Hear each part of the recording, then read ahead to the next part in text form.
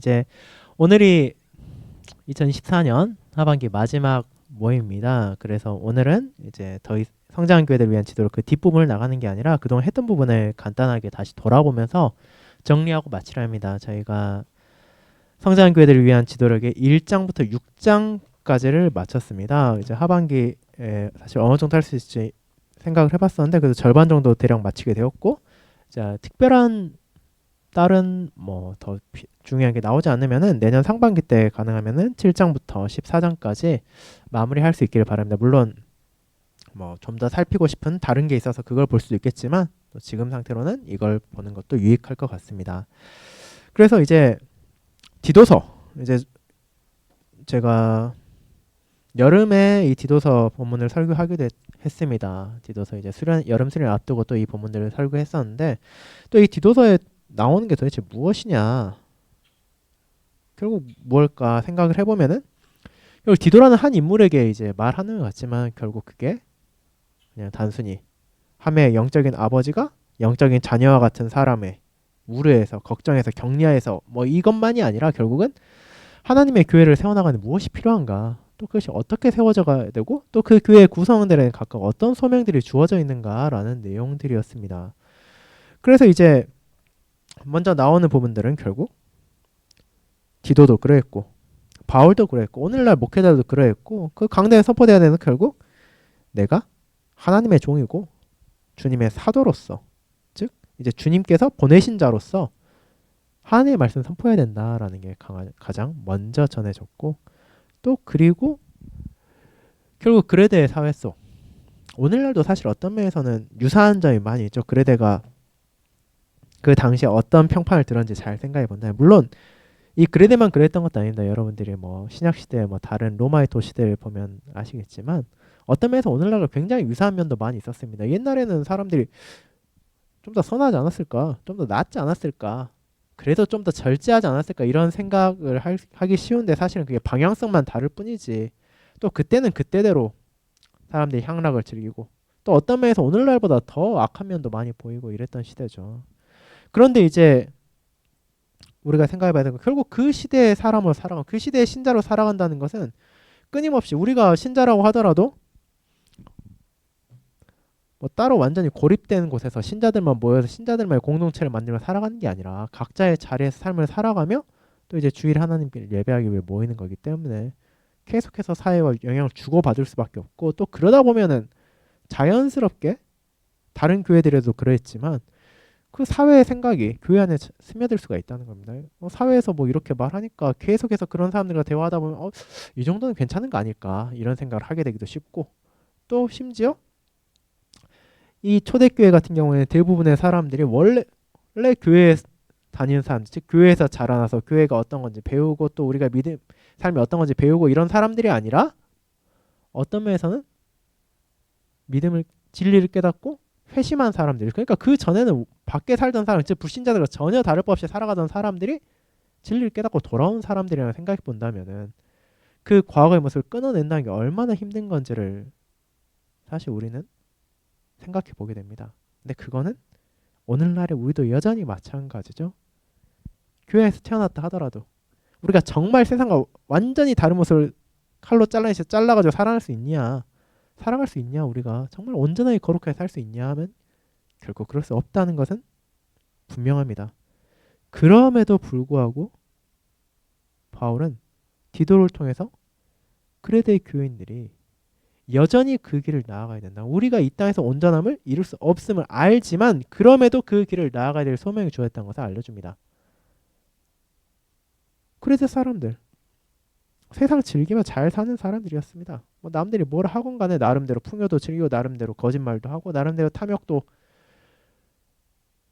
따라 살아가고, 그렇게 살아가고 또 그렇게 살다 죽는 게 인생이지 않냐, 이런 생각을 했던 사람들인데, 그레데 교회에 무엇을 말합니까?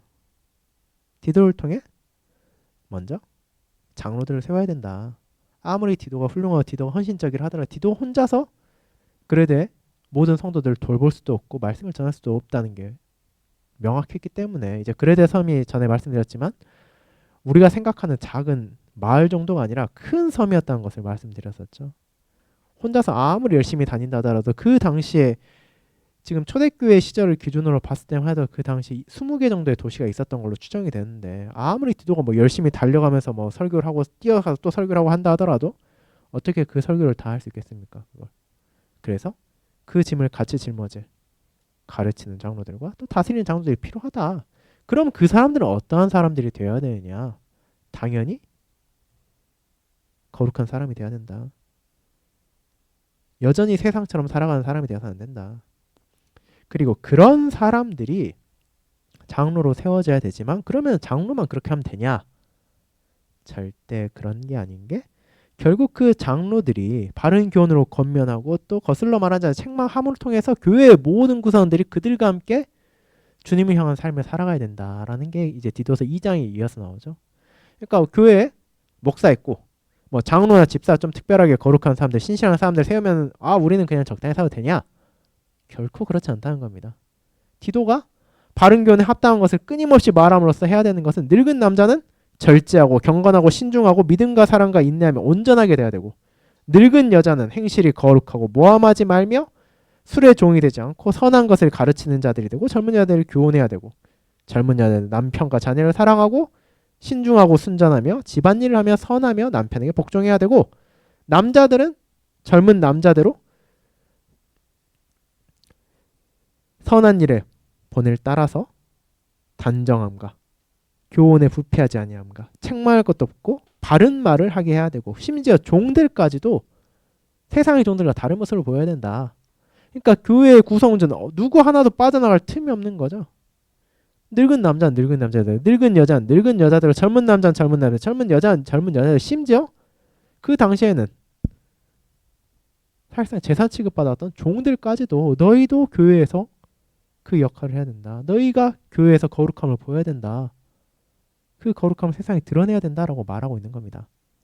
왜냐하면 그게 바른 교훈에 합당한 삶이기 때문이죠. 바른 교훈, 뭐 바른 교리라 말할 수도 있고 또 바른 말씀이라고 할 수 있는데 결국 우리가 하나님의 말씀을 듣는다면 그 말씀을 듣는 것에서 멈추는 게 아니라 그 말씀에 따라 살아갈 수 있어야 된다라는 것을 바울은 계속해서 디도를 통해 알려주고 있는 겁니다. 그리고 하나님께서는 또 이 서신을 보존하심으로 우리에게도 그 얘기를 하고 계시죠. 물론 이제 이 1세기의 디도가 사역을 했던 그레데와 또 21세기 대한민국 뭐 여러 면에서 다른 것도 사실입니다. 어떻게 보면 공통점을 찾는 것보다 차이점을 찾는 게 훨씬 더 많겠죠. 그럼에도 불구하고 인간의 본성은 동일하고 이 세상도 여전히 죄와 비참 가운데 살고 있고 또 우리가 여전히 부족함이 있기 때문에 이 안에 담긴 하나님의 말씀은 오늘날 우리에게도 여전히 유효하고 우리가 따라야 될 말씀입니다. 우리가 그리스도 안에서 이것을 따를 수 있다는 게 정말로 큰 은혜라는 것을 기억해야 되고 물론 우리가 이제 지금 나눈 부분은 이제 늙은 남자, 늙은 여자까지밖에 못하긴 했지만 이제 또 이후에 또 젊은 남자, 젊은 여자 살펴보겠지만 우리가 정말 교회 안에서 어떤 자리에 있든 하더라도 정말 우리가 정말로 그리스도의 살아있는 지체라면 정말 살아서 그 모습을 드러내야 된다는 것을 당연히 우리에게 부족함도 있고 연약함도 있지만 그 안에서도 하나님께서는 우리가 그 부족한 선물이나마 하나님을 사랑하는 데 쓸 수 있기를 또 그리고 그 선물로 하나님께 주신 형제와 예수를 사랑하는 데 쓸 수 있기를 원하시고 또 그렇게 할 수 있도록 인도하고 계시는 거죠. 그러니까 우리가 정말로 그 삶을 정말 하나님의 뜻에 따라 선한 일을 행하는 삶을 살아갈 수 있기를 또 간절히 바라면서 또 이 내용을 정리하고 마치면 좋을 것 같습니다. 이제 네 이렇게 2024년 또 하반기 모임도 마치게 되었습니다. 2024년에 많은 일들도 있었고 또 여러 가지 교회 형제 자매님들 각각의 삶 가운데도 여러 가지 어려움이 있으신 분들 계셨고 또 육체적으로 다치신 분도 계시고 또 정신적으로 고통받으신 분도 계시고 또 영적으로 힘들어하신 분들 많이 계셨지만 그럼에도 또 이제 한 해 이제 마지막 달이 올 때까지 저희를 지켜주셨고 하나님께서 또 이 연말까지도 저희를 돌보심으로 저희가 감사함으로 또 한 해를 잘 마무리하고 또 기쁨으로 또 새로운 한 해를 맞이할 수 있기를 바라며 하나님께서 또 그런 우리가 세상을 바라보는 게 아니라 정말로 주님을 바라보면서 그분 안에 모든 소망과 위로를 찾는 저희로 인도해 주시기를 소망합니다. 네, 다 함께 주님께서 가르쳐 주신 기도드리고 오늘 모임을 마치도록 하겠습니다. 다 함께 주기도문 기도하도록 하겠습니다. 하늘에 계신 우리 아버지여, 이름이 거룩히 여김을 받으시오며 나라가 임하옵시며 뜻이 하늘에서 이룬 것 같이 땅에서도 이루어지이다. 오늘날 우리에게 일용할 양식을 주옵시고 우리가 우리에게 죄 지은 자를 사하여 준 것 같이 우리 죄를 사하여 주옵시고 우리를 시험에 들게 하지 마옵시고 다만 악에서 구하옵소서. 내게 나라와 권세와 영광이 아버지께 영원히 있사옵나이다. 아멘. 네, 또 오늘 이렇게 수요모임 함께 해주신 모든 형제자매님들, 그리고 올 한 해 또 수요모임 함께 해주신 모든 형제자매님들께 진심으로 감사 말씀드립니다. 또 이제 2주 또 잘 쉬시고 또 다다 이제 2주 지나고 25일 수요일에 또 성탄 예배가 있으니 또 그때 수요일 모임은 이어가도록 하겠습니다. 그럼 또 평안히 가시고 또 주일에 뵙기를 기다리겠습니다. 감사합니다.